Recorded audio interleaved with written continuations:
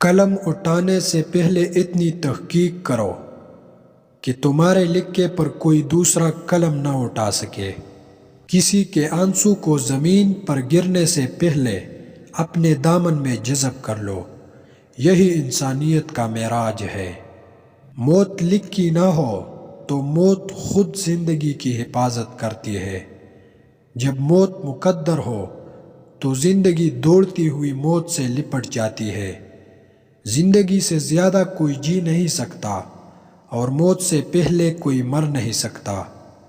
دنیا کے بزدل کو میرا یہ پیغام پہنچا دو کہ اگر میدان جنگ میں موت ہوتی تو اس خالد بن ولید کو موت بستر پر نہ آتی۔ ایک دن سونے نے لوہے سے کہا، ہم دونوں ہی لوہے کی ہتھوڑی سے پیٹے جاتے ہیں، پر تم اتنا چلاتے کیوں ہو؟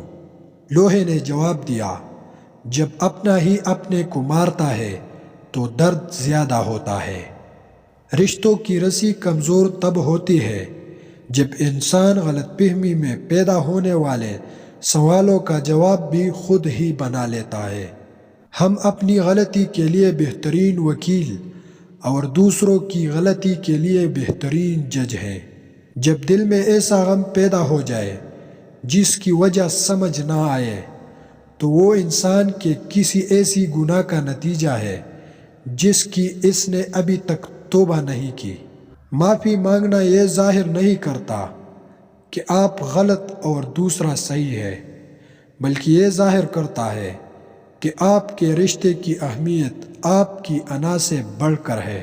اگر کوئی تجھے برا کہہ دے اور تجھے غصہ آ جائے تو سمجھ لے کہ تو واقعی برا ہے۔